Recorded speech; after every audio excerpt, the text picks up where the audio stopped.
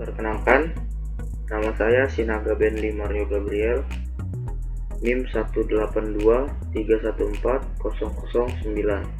Prodi Ekonomi. Saya akan mempresentasikan terkait perkembangan industri pertambangan di Indonesia dalam lingkup makro.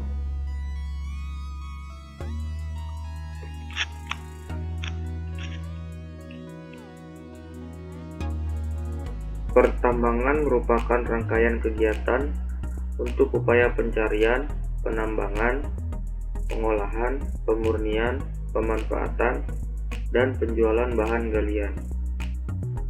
Keunikan dalam aktivitas kegiatan industri pertambangan biasanya memiliki beberapa karakteristik, seperti mempunyai resiko yang tinggi, dampak lingkungan yang semakin berbahaya, baik secara fisik maupun sosial, dan ekosistemnya tidak dapat diperbaharui. Selama ini di Indonesia memang dikenal sebagai negara dengan cadangan sumber daya alam yang sangat banyak di dunia. Indonesia berada di jajaran teratas sebagai produsen komoditas pertambangan. Perusahaan-perusahaan tambang, bahkan beberapa di antaranya juga merupakan perusahaan berskala internasional dengan catatan penjualan dan produksi yang cukup tinggi. Beberapa subsektor dalam industri pertambangan adalah subsektor batubara, subsektor minyak mentah dan gas bumi, subsektor logam dan mineral, subsektor tanah dan batu galian, serta subsektor lainnya yang termasuk dalam industri pertambangan. Secara tidak langsung, industri pertambangan mengajak kepada banyak pihak, termasuk masyarakat, dalam sudut perkembangan ekonomi, pendidikan, kesehatan, sampai pembangunan infrastruktur.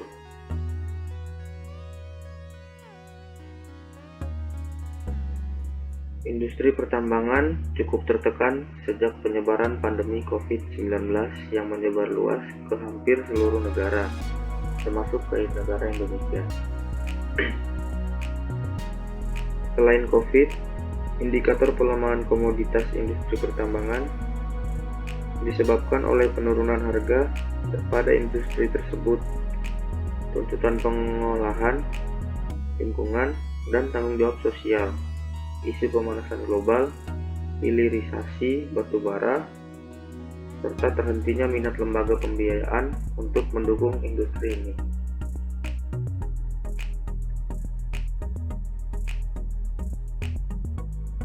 Pada gambar tersebut terlihat bahwa kinerja industri pertambangan pada semester 1 2020 terhadap semester 1 2019 mengalami kontraksi atau penurunan sebesar 1,13%, sedangkan kinerja industri pertambangan pada kuartal 2 2020 terhadap kuartal 2 2019 mengalami penurunan sebesar 2,72%, dan untuk kinerja industri pertambangan pada kuartal 2 2020 terhadap kuartal 1 2020 terjadi penurunan sebesar 3,75%.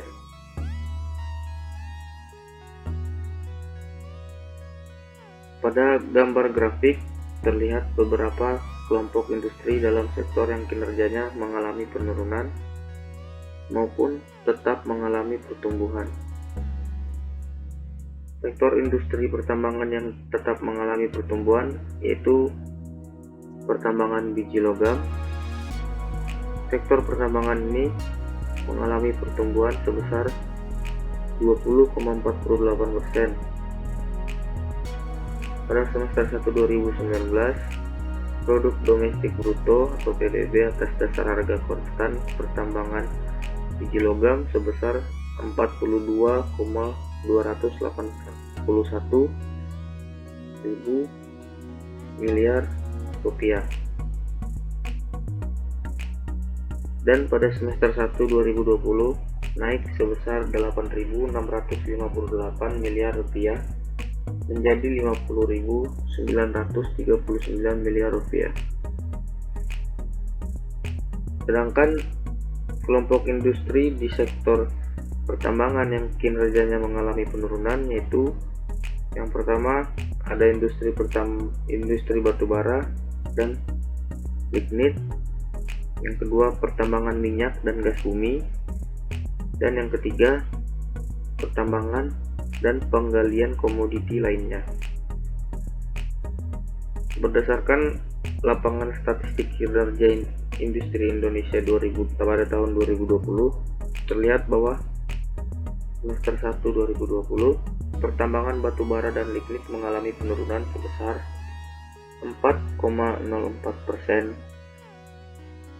Hal ini berdasarkan besaran PDB atas dasar harga konstan untuk pertambangan batubara dan lignit pada semester 1 2020 yang sebesar 123.879 miliar rupiah, ataupun juga turun sebesar 5.213 miliar rupiah dari PDB atas dasar harga konstan semester 1 2019 yang sebesar 129.092 miliar rupiah. Untuk industri pertambangan minyak dan gas bumi terjadi penurunan sebesar 5,03%, yaitu PDB atas dasar harga konstan turun sebesar 7.298 miliar rupiah menjadi 137 miliar rupiah pada semester 1 2020 dari 145.195 miliar rupiah pada semester 1 2019.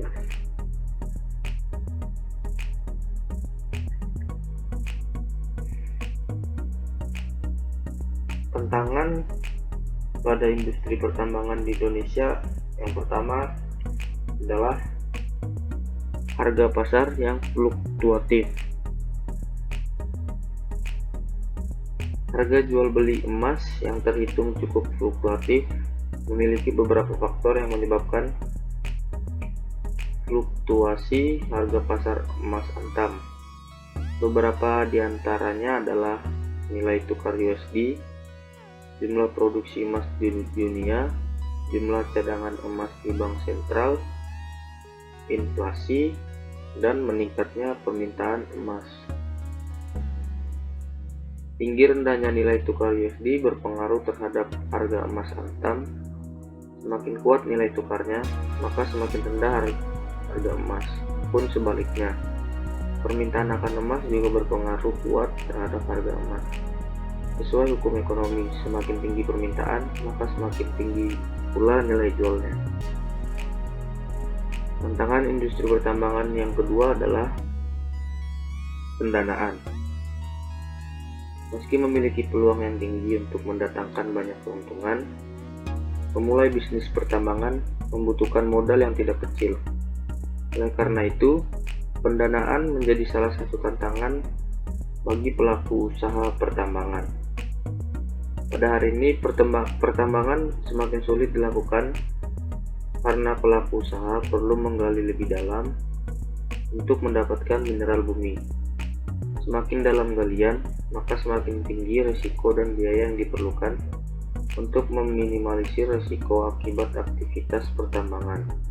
Selain risiko kerja, biaya untuk merawat kesejahteraan masyarakat dan lingkungan area pertambangan juga perlu diperhitungkan. Tantangan industri pertambangan yang ketiga adalah banyaknya aktivitas penambangan ilegal. Tambang merupakan kekayaan yang dikuasai oleh negara. Artinya, pada setiap perusahaan yang berniat melakukan aktivitas pertambangan wajib mengantongi izin resmi dari pemerintah untuk mengelola area pertambangan tertentu.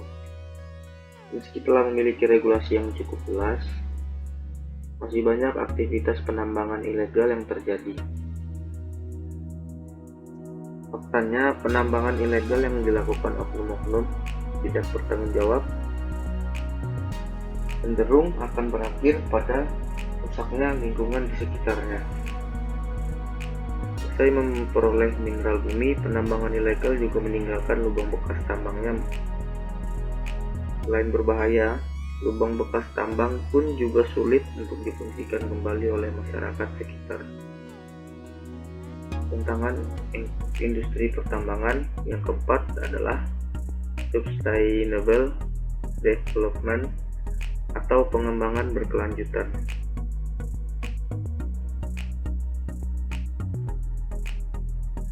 Aktivitas pertambangan yang baik adalah aktivitas yang diiringi upaya merawat kesejahteraan masyarakat dan lingkungan di sekitar area pertambangan yang terencana.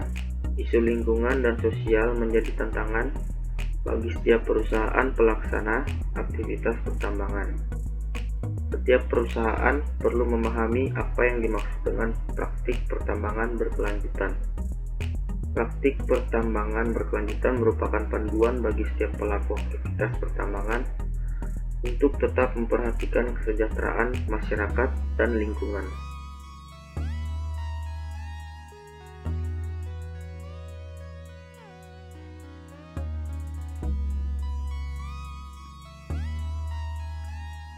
Selanjutnya adalah tantangan sektor pertambangan di era revolusi industri 4.0. Melimpahnya sumber daya alam di Indonesia tidak lantas membuat negeri ini lepas dari permasalahan di sektor pertambangan. Pada saat ini, industri pertambangan di Indonesia bahkan sedang menghadapi ujian berat.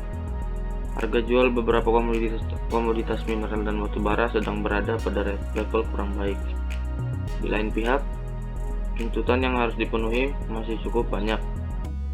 Kepatuhan kepada regulasi keselamatan dan kesehatan kerja, lingkungan, reklamasi, pasca tambang, tanggung jawab sosial, serta kelangsungan bisnis juga tidak dapat diabaikan.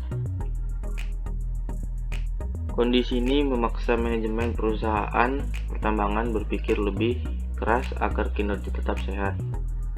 Beragam upaya pun dilakukan, seperti efisiensi sistem operasi pertambangan melalui inovasi-inovasi keteknikan, administrasi, dan manajemen merupakan upaya-upaya yang terlihat dilakukan untuk menjawab tantangan tersebut.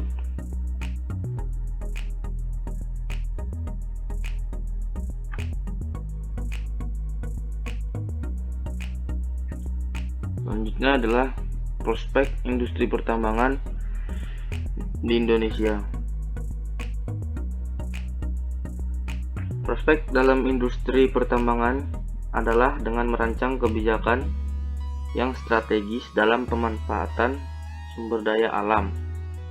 Hal ini lebih ditujukan kepada para pengusaha yang ingin menanamkan modalnya di sektor pertambangan.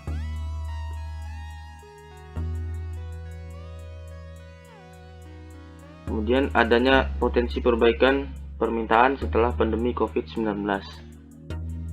Pasokan barang akan menyesuaikan permintaan sehingga harga dari masing-masing komoditas pun berpeluang meningkat. Selain itu, mayoritas bank sentral di seluruh dunia juga mengeluarkan pernyataan untuk mempertahankan suku bunga rendah dan quantitative easing.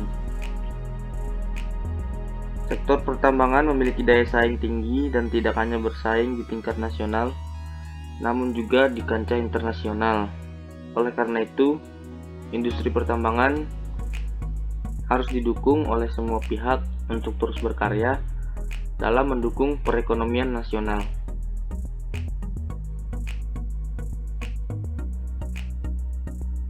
Sektor pertambangan juga memiliki peran aktif dalam pengembangan komunitas masyarakat di daerah sekitar pertambangan, baik itu di bidang pendidikan, kesehatan, ekonomi, dan pemberdayaan generasi muda. Selain itu, dengan berkelanjutan lonjakan pertambangan global dan adanya proyek ekspansi baru yang potensial di masa depan, lapangan pekerjaan yang ditawarkan industri pertambangan juga akan sangat menjanjikan.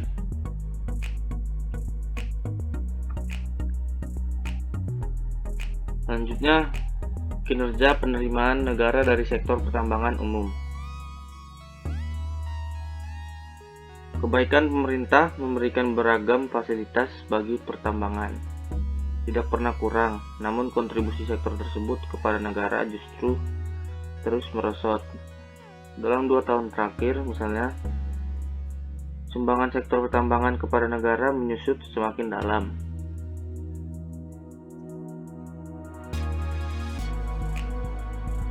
Dari data APBN yang dipublikasikan Kementerian Keuangan mengungkapkan bahwa penerimaan pemerintah bersih dari sektor pertambangan periode Januari sampai November 2019 tumbuh minus sebesar 20,97% secara tahunan.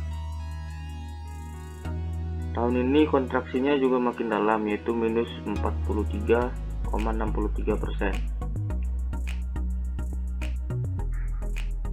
Penerimaan neto tersebut merupakan nilai bersih yang masuk ke kas negara telah dikurangi antara lain restitusi pajak. Dari 6 sektor utama penerimaan negara, kinerja pertambangan merupakan yang terburuk. Untuk tahun ini, sektor konstruksi dan real estate merupakan terburuk kedua karena tumbuh minus 20,75% dari sebelumnya, positif 0,28%. Urutan berikut sektor perdagangan. Khusus pertambangan mineral dan batu bara, laporan keuangan pemerintah pusat pada tahun 2019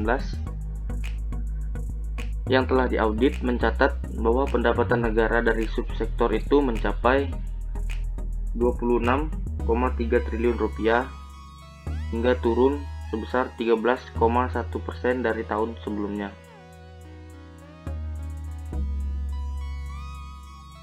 Pertambangan umum merupakan sektor yang lumayan dimanjat oleh pemerintah melalui beragam kebijakan. Pada tahun 2016 hingga berlaku sampai sekarang, sektor ekstraktif ini mendapat hadiah keringanan pajak biaya masuk dan pajak pertambangan nilai atas impor barang bagi kontrak karya atau perjanjian karya pengusahaan batubara. Fasilitas itu ditetapkan melalui Peraturan Menteri Keuangan Nomor 259 PMK 04/2016. Pada 2 tahun setelah itu, terbitlah Peraturan Pemerintah Nomor 37 Tahun 2018 tentang perlakuan perpajakan atau penerimaan negara bukan pajak di bidang usaha pertambangan mineral. Melalui kebijakan ini, pemerintah memberikan keringanan pajak bagi perusahaan tambang yang membangun fasilitas pemurnian. Pada tahun ini, sektor tersebut lagi-lagi mendapatkan hadiah Undang-Undang Nomor 3 pada tahun 2020 yang mengubah dari Undang-Undang Nomor 4 tahun 2009 tentang mineral dan batu bara. Di antaranya adalah keuntungan besar bagi pengusaha adalah jaminan perpanjangan bagi pemegang kontrak karya dan perusahaan perjanjian karya pertambangan batubara menjadi izin usaha pertambangan khusus. Sayangnya, meski berlimpah fasilitas, penerimaan negara dari sektor pertambangan tetap menurun. Pertumbuhannya secara konsisten menurun sejak pada tahun 2017 hingga akhirnya minus sejak tahun lalu.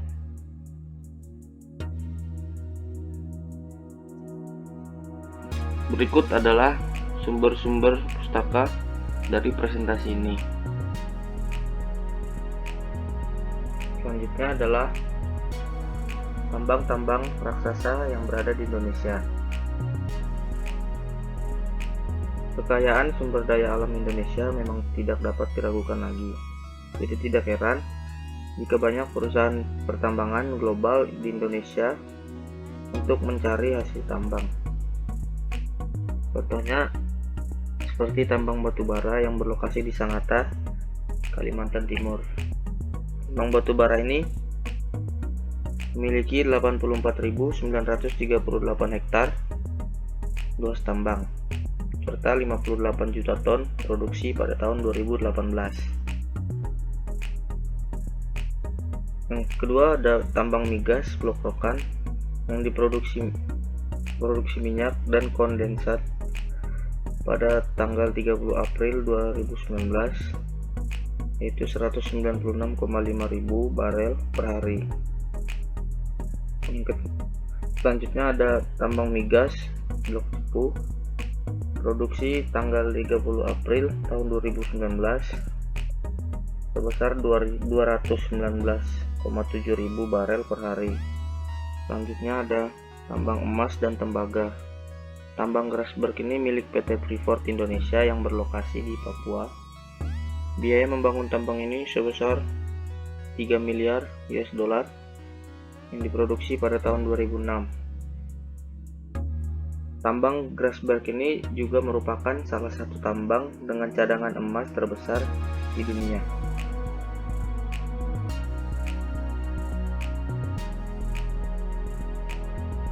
Pemain utama industri pertambangan di Indonesia. Aktivitas industri pertambangan atau ekstraktif di Indonesia melibatkan berbagai perusahaan. Beberapa di antaranya menjadi kontributor terbesar seperti Chevron dan ConocoPhillips di sektor migas dan PT Kaltim Prima Coal di sektor minerba.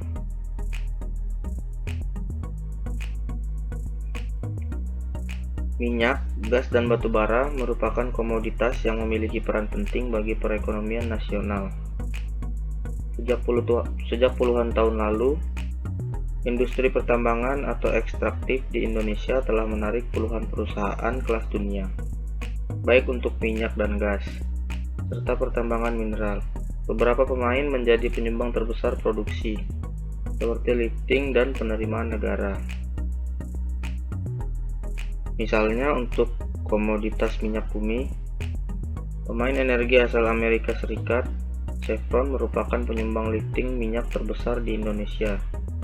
Berdasarkan laporan AIT pada tahun 2014, kontribusi Chevron mencapai sekitar 40% dari lifting nasional melalui kegiatan operasi di Riau dan Kalimantan Timur. Untuk gas bumi, ConocoPhillips menduduki peringkat utama. Perusahaan energi asal Amerika Serikat itu menyumbang sebesar 21% dari total produksi gas bumi nasional. Untuk komoditas batu bara, PT Kaltim Prima Coal menjadi kontributor royalti terbesar hingga 14%. Sedangkan untuk komoditas emas, PT Freeport merupakan kontributor royalti terbesar. Minyak, gas, dan batu bara merupakan komoditas yang memiliki peran penting bagi perekonomian nasional. Pada tahun 2014, kontribusi migas mencapai 341 triliun rupiah atau sekitar 23-25% dari penerimaan negara. Sementara itu, minerba menyumbang 37 triliun rupiah atau sekitar 6-9%.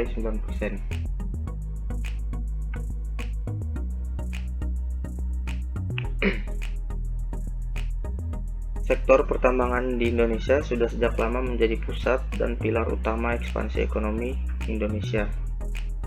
Kontributor signifikan terhadap PDB negara melalui ekspor yang menguntungkan.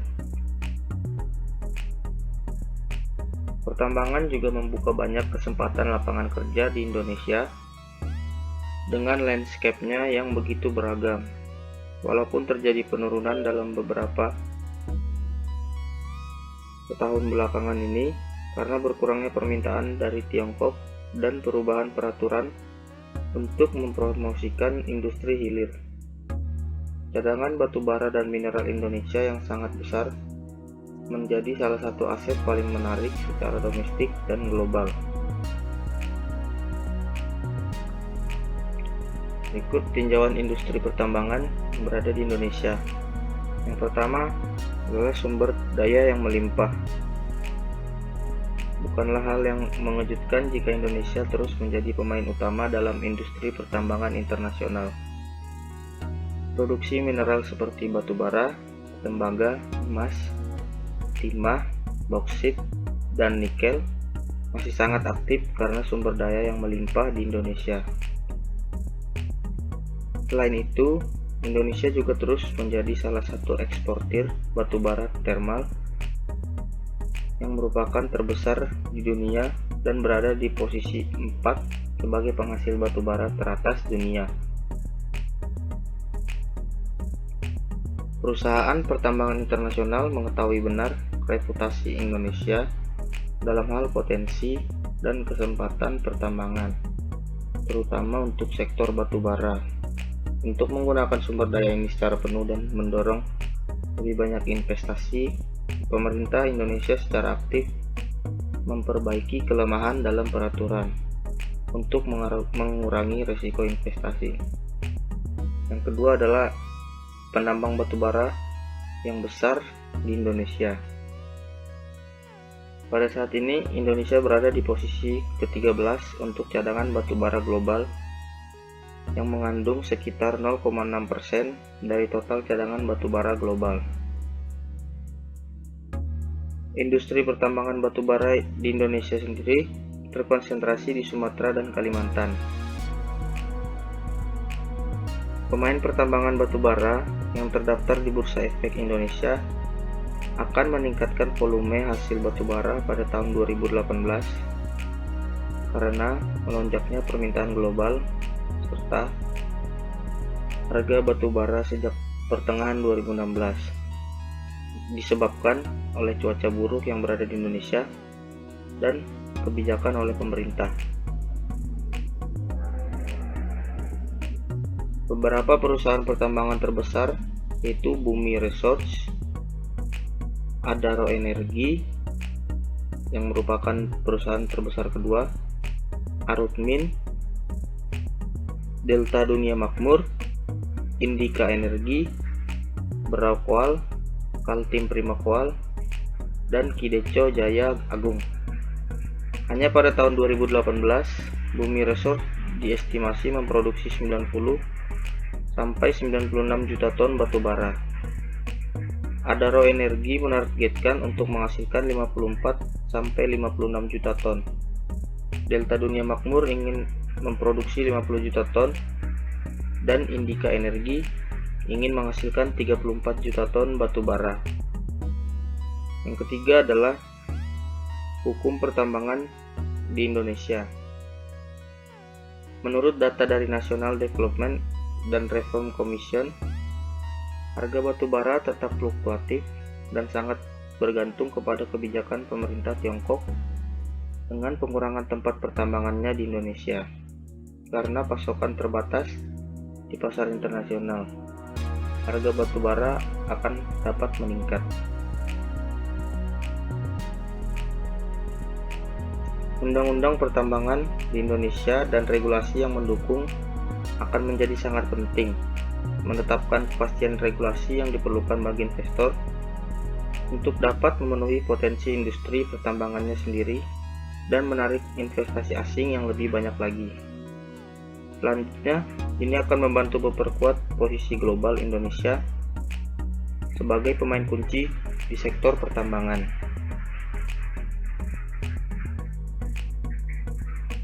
Industri pertambangan di Indonesia yang mencakup batubara, emas, biji besi, timah, hingga nikel.